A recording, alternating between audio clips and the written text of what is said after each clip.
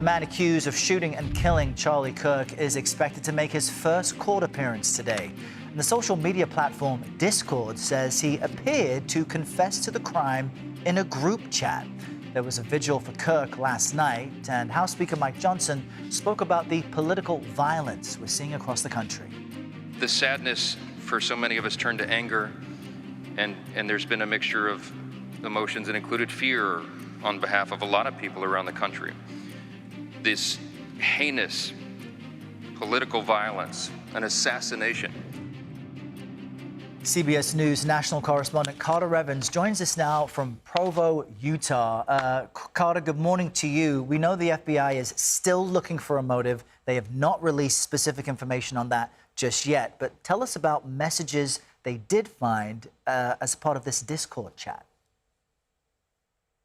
Right, so they're going all through the suspect's social media accounts, Discord, his text messages, his phone calls, and two law enforcement sources tell CBS News that an account that appeared to belong to the suspect just about 2 hours before he was arrested claimed responsibility, saying in part, "It was me at UVU yesterday. I'm sorry for all of this." But the big question is, was he talking with anyone about his plans before the shooting? He had a text message exchange, he, the suspect, with another individual, in which he claimed that he had an opportunity to take out Charlie Kirk, and he was going to do it because of his hatred for what Charlie stood for. So this is important, right? Because this suggests that someone else had knowledge of this shooting before it occurred. Now, right now, there haven't been any other arrests in this case, and they have said that they believe the shooter acted alone. But if they have evidence that suggests someone else knew about this and didn't say something, well, that could lead us further down this investigation, potentially to another person. And we'll stick close to your reporting, Carter, as we get updates on this throughout the day. Thank you very much. CBS News White House reporter Aaron Navarro joins us with more. Aaron is at the White House. Aaron, some people have been shining a light on different reactions President Trump has to attacks against Democrats versus Republicans like Charlie Kirk. How is the president responding to that comparison? Yeah, you've seen this week the White House take several moments to honor the life of Charlie Kirk, whether that be Vice President Vance hosting Kirk's podcast yesterday or President Trump going on Sunday to Glendale, Arizona for that memorial service for Kirk. This is someone that had a lot of ties to both this White House and the president's campaign in 2024, helping them make gains with the youth vote and winning them states like Arizona. However, that differs compared to the president's response to the June political assassination of Melissa Hortman in Minnesota. Our colleague Nancy Cordes asked President Trump about this in the Oval Office on Monday. Take a listen. In retrospect, given all of the moving ways that this White House has paid tribute to Charlie Kirk, do you think it would have been fitting to lower the flags to half-staff when Melissa Hortman, the Minnesota House Speaker, was gunned down by an assassin as well? I'm not familiar. The Minnesota House Speaker, a Democrat, who was assassinated this summer.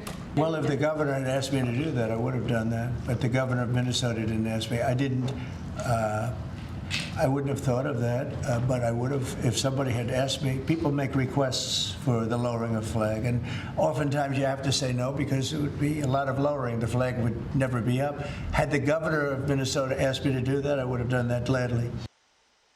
Trump and Governor Walz of Minnesota did not speak after that shooting, and asked about it earlier this year. President Trump said calling Walz would be, quote, a waste of time.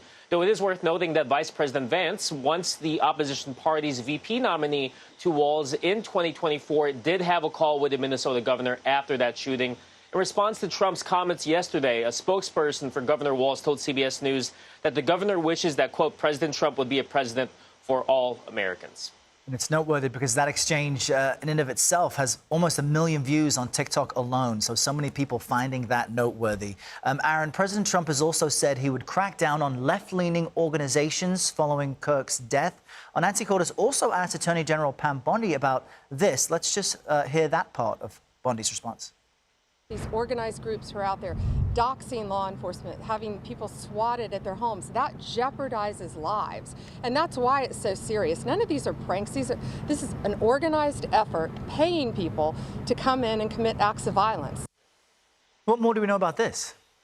Yeah, the actual details remain vague. Nancy Cortez, our colleague, tried to get some of the names of the organizations that Attorney General Pam Bondi would be potentially investigating or going after, and Bondi declined to do so. You saw both her and White House Deputy Chief of Staff Stephen Miller in the Oval Office event on Monday say they would target any groups propping up those who have attacked federal immigration officers in cities like Los Angeles, as well as say that there is some sort of centralized group that was behind some of the riots in 2020 during the Black Lives Matter protests. So there is no evidence of that. Trump has also said he has talked to Attorney General Pam Bondi about bringing up a RICO case, a racketeering case, against some of those organized groups, though, again, he declined to say specific names.